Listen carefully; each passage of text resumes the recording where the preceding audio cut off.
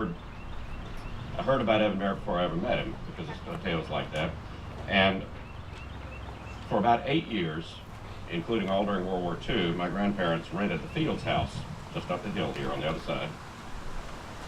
And there, during his college days, my father came to court my mother, and he would wander down here and enjoyed and told me many conversations with Mr. Merritt, mostly about bird dogs. And he was always eager to talk about that. My first conversation with Evan Merritt came when I was about 14 years old. Several of us from school were tasked with returning all the empty Coca-Cola bottles that had been emptied at a junior high school dance. They were worth 2 cents apiece, and we brought them in from the car. We stacked them outside in the big wooden crates right outside the first bay, the bay nearest to the counter. And Mr. Merritt came out and counted and checked every one of them. He was very careful, as we know, about money matters. And there turned out to be 199 empties. It came to $3.98 worth of deposit return back to us. And I asked him, "Reckon you could round it up to $4 for us?" He hadn't stood up yet, and he looked up at me with a gimlet-eyed stare, as if I were insane. He said, "I couldn't be doing that now, could I?" A couple of years later, my mother discovered and declared about 5 p.m. on Christmas Day that we were out of bread. "Go down to Merritt's and get us a loaf of bread." She ordered a, "They'll be closed," I replied. "Not Evan Merritt," she said. "He'll be open, you'll see." And so he was, and I saw. And in the years to come, I spent a fair bit of time with my musical. That's what you call upstaging. Got one of the best stage hands in the business here in Deacon. My musical collaborators Jim Wan and John Foley and I spent a lot of time down here with our great mutual friend, Professor of English Jake Mills, who fit right in and was one of the great storytellers who ever entered that building. And yes, we called it the station, and there was a great mix of town and country here. Captain Merritt himself presiding, Timberman Glenn Fields, Dr. Ed Mayberry down from the hospital, Dick Gibbs, who was a fishmonger out here before he later operated the station, Marvin Bennett, who plowed garden fields with his 8N Ford. A couple of policemen were always around, one current, one former. And there was occasionally a moonshine importer whose source was Stokes County. He didn't come into the station. He was out back in the lot here. And then I learned and started calling Mr. Merritt Captain, because everybody did. "Where's the captain? Anybody see this captain here?" "Hey, Captain." And Captain Merritt seemed always very bemused at the swirl of social activity around him. And he was including the fellows who would come in just long enough to buy a Dr. Pepper or Coca-Cola and come back out here. There was a chinaberry tree about midway between here and the store, and he called this crowd. They were drinking sodas and white liquor, and he referred to them, and we all knew who they were. He called them the Chaniberry crew. Now, some people may have thought because he worked so hard, he always had that wad of cash on him, and didn't seem to spend any money on himself. Some may have thought that the captain was miserly. But anyone, I guarantee you, anyone voicing such a thought would be met immediately with, "Well, how about when?" And then they would hear a story of an immediate, interest-free handshake cash loan that the captain had made to a family in trouble, maybe after a fire or an illness. And there were many such stories. He was perhaps a mite too well known for that roll of bills in his overalls, not by those earlier robbers, but there was another robbery that the robber was aware that he was carrying cash, and came in. There was something of a wrestling match. Captain went for, I believe it was a shotgun, and there was a tussle over the shotgun, and it was lucky that no one got shot. The robber did get away with the money, and Captain, I believe, got a blow to the forehead.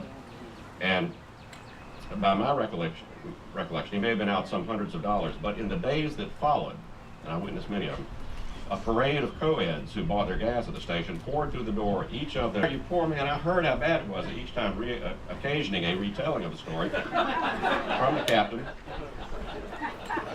and a collection of well-wishing hugs from each co-ed. was quite clear from the look on his face and his enthusiasm, and perhaps in some embroidery of his story, that after a week of such sympathies, the captain had come out ahead. Now, one of his favorite stories about him, this is one about himself, he told it on himself a number of times, concerned his and a friend's going bird hunting for the first time on a piece of cut-over timberland, first time since he had bought it down in Chatham County. And after they'd wrapped up the hunt, Captain Merritt told his friend he wanted to look in and meet an elderly black man who was who leased a cabin there way back in the track. So Captain Merritt and his friend come out of the woods, shotguns in the crooks of their arms, and this old man happens to be sitting out on a stoop. He sees them coming, and he gets up and approaches them rapidly with alarm. And before the captain can say a word of identification, the old man goes and says, you two got to get out of here. You got to get out of here right away. You can't be hunting this land. Well, why is that, said Captain Merritt. Well, said the old man, this tract of land got a new owner. And it's not like the earlier fella who used to own it. He wouldn't mind it at all. But this new owner, you can't be here. You got to go home. Got to get going. That's so, said Captain Merritt. How come? Well, said the old man, I haven't met him yet, so I don't know for sure. But from everything I've heard from everybody, this Evan Merritt is one queer son of a bitch.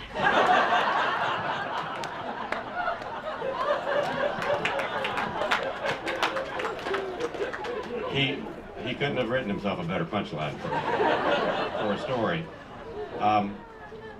He was a great man, and he, for most of a half a century, presided over an incredibly important social center for this town, this community. And it did allow town and country to conjoin and join up. And for a place like this, for that to work, there does need to be a captain, a spirit over it all. And I dare say, from the popularity and the destination quality that Merritt's still has, it's only increased, that the captain would be very, very pleased about current events here. Thank you very much, folks.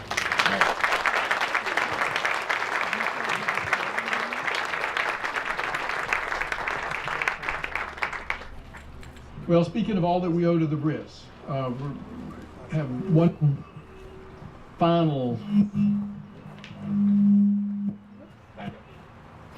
planned speaker, Tom Moore, who's a childhood friend of Charles Britt. And after Tom talks, we're going to open it up for the rest of you. I only have to warn you that I've been directed to hold those comments to a couple of minutes. And I couldn't send the hook out to Wendell, but I will be able to hook the others. Tom, are you here? I think you might be in the kitchen. Oh, he is? Well, we'll bring him back. We'll bring him back. Come, you come. I'll come finish up. Yeah, come. And let's give Charles a big hand for him and his family. Good afternoon, everyone. Thank you so much for coming out. We're so pleased to have you, and thank you to the Historical Society for working with us to make this happen. We're really pleased to be a part of this. I'm Charles Britt, son of Robin and Bob Britt, who have operated Merritt's for the past 23 years. So all these stories are very close to me. I was sort of steeped in Merritt's from I guess I was about 5 or 6 when I started hanging out up here. So I also know that that's the best sledding hill, but across the street is pretty good too.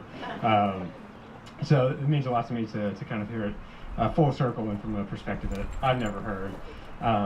As you all may know or may not know, my mom Robin, whose vision has been to continue Merritt's as a meeting place and a place for people to share their stories, but more importantly, share their lives together and to connect with people. She was diagnosed about 7 months ago with terminal cancer. My wife Megan, my wife Megan and I moved back from New York City at that point, and we've been taking over the operation, which we couldn't do without our fabulous staff. So a big thank you to them, and we really want to continue the vision that Robin had. This was her mission field to love on the people of Chapel Hill and to offer a place of community and love. So we hope that you will continue to join us in that endeavor and come and share and have fellowship with us at Merritt. So thank you so much. Soon we'll have Big Fat Gap coming on stage, playing some bluegrass. The grill is opening up, so you can go get a sandwich. And we have Steel String Brewery still serving. And I think Megan wanted to say a little thank you to the Historical Society. First of all, I actually want to call up Lucinda Poole up to the stage for a moment. Yeah.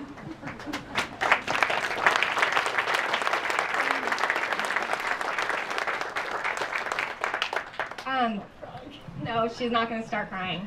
If she is, it's just all the adrenaline that's built up leading to this event. First of all, the Chapel Hill Historical Society has done so much for us to help make this event possible, and we are so thankful to them for partnering with us at Merritt's just to make this such a unique event that not only honors the Merritt family history, but also the history of the Britt family and the legacy that Robin has built here, and we're really grateful for that. Lucinda is actually one of Robin's best friends. And not only that, but she was the bridge for us to the Historical Society. Lucinda was the one who made the connection with Robin and the Historical Society and really made this event possible.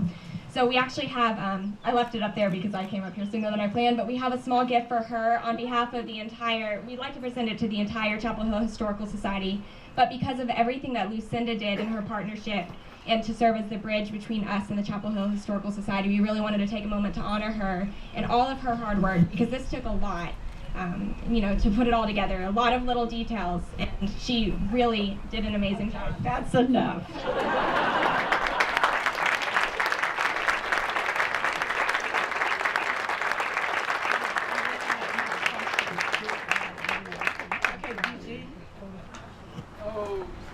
They want to hear from you. No, I'm not. I love Robin Britt. Who loves Robin here? Charles and Megan, can I tell them, particularly Wendell, we had this Davidson connection. That's where we got started. And Charles and Megan are moving from Davidson to Chapel Hill. So we're glad they're bringing some Davidson spirit, but up here and linking it with the Merritt tradition.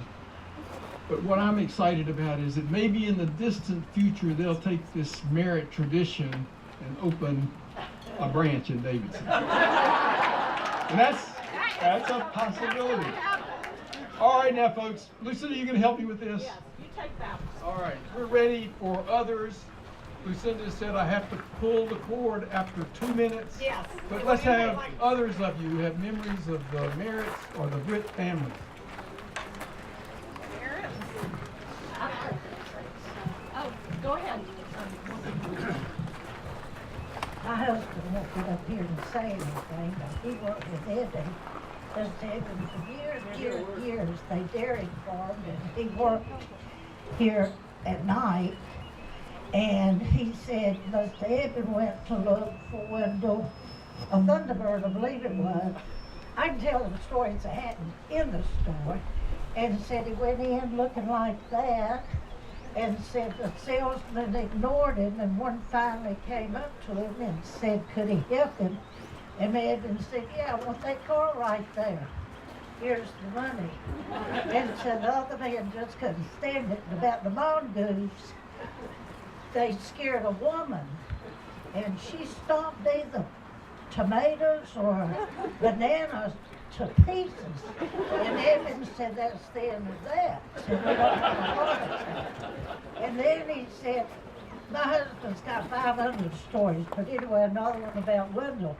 Said he was in college and said, a man called him and asked him if Wendell was in medical school. He said, I'm calling you about a Wendell Merritt. Do you know him? He said, yes, I do. He says, well, he said, you said he had good credit. He said, well, I know he's in medical school. Says, what does he want to buy? He said he wants to buy a motorcycle. Mr. Evans said his credit's not worth a flip. My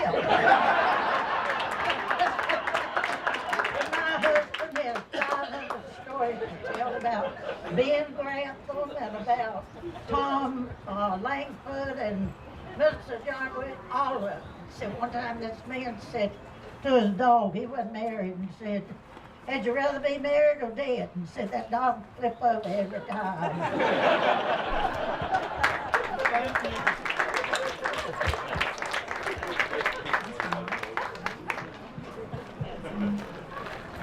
Hi, my name is Mary Liv Grantham Synotis, and so I have the privilege of being the oldest grandchild. I'm daughter of Virginia Grantham and Ben Grantham.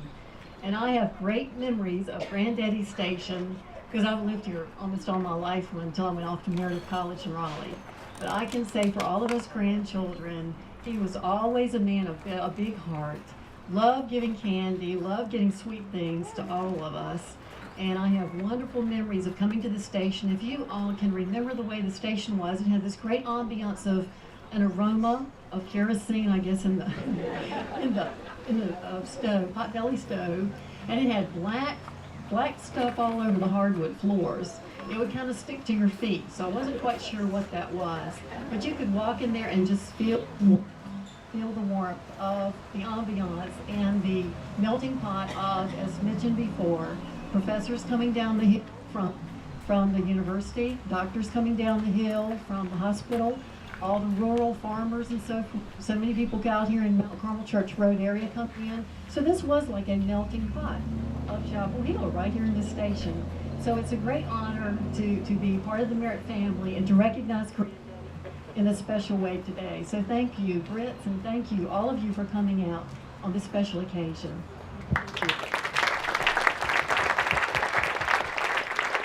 Is it okay if I stand here? Yes. My name is Joe Kapowski. I moved to the neighborhood in 1974. Glenn Simpson started a story about the Merritt pasture across the bypass, but he didn't quite go far enough. And this is not humor, this is debt to Merritt. Because of Ruby and Evan Merritt's generousness, the town owns that pasture. They did not sell it to a developer. Sid Alexander probably knows more details about this than I do. But we, citizens of Chapel Hill, owe them an unending gratitude, because otherwise there would probably be a small strip shopping center right there, as there are in many of the other intersections with the bypass. Are Trudy and Will here? Okay, Trudy and Will Pendergraft were, I don't understand the relationship, but they have up in their carport on Old Pittsboro Road the original Esso sign from the gas station. Okay? And finally, the picture of Evan Merritt with his hands in his pocket wearing the hunting jacket, it's really a shame that it's not in color, because my recollection of him was he lived, slept, and ate in that jacket, and it was red and black. And I'll close with what was a sad note.